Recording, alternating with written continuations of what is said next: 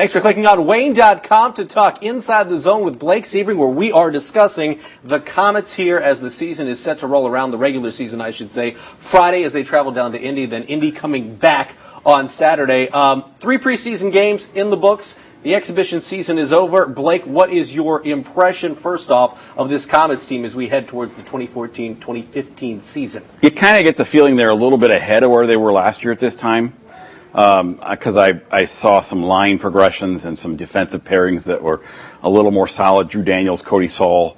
So that was a positive. But, I mean, they have to get off. They got 2 things they have to do this year. They have got to get off to a better start than normal. They have got to win at home. I mean, it's like everything else takes care of itself if they can do those 2 things.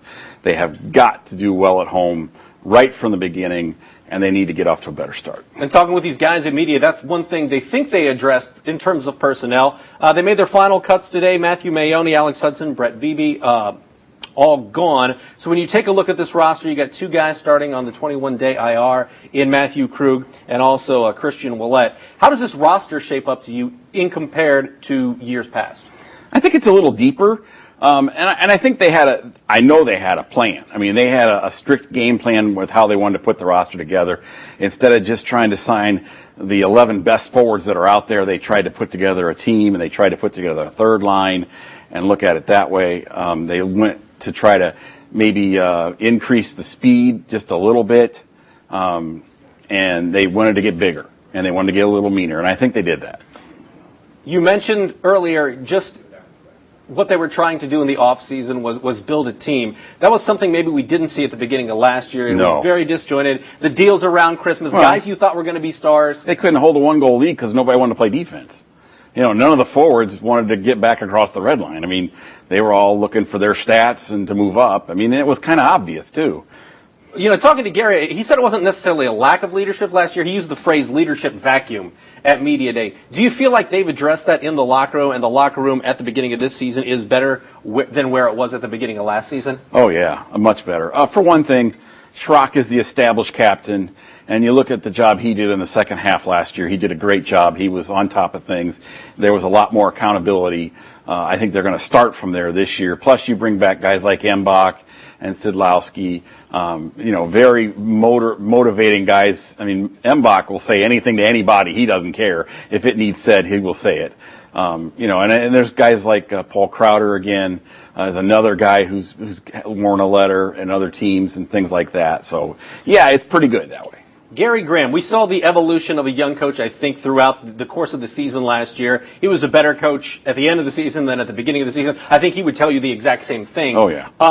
Where does he start this year? How does he take the next step as a coach, and where are some of the areas you think that he's going to improve as he's over there on the Komets? I thought he took it another step over the summer. He didn't try to oversell guys. He didn't make any promises to guys saying, if you sign here, you'll get X amount of power play time, or you'll be on the first line.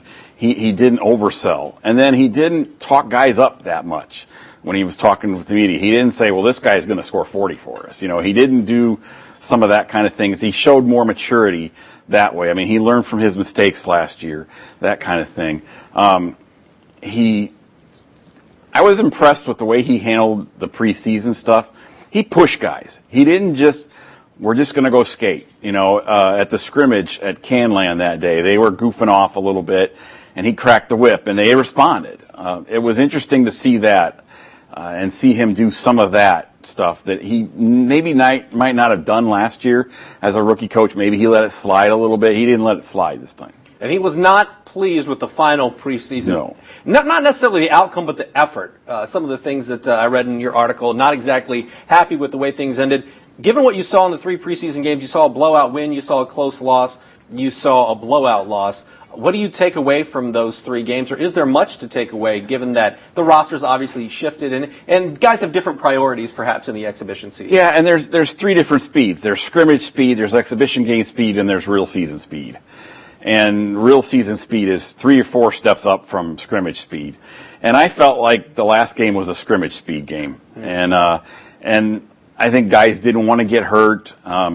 If the puck bounced their way, that would have been fine. You know, if it didn't, okay. You know, I mean, it was more relaxed. And I think they were trying to get their legs going mostly.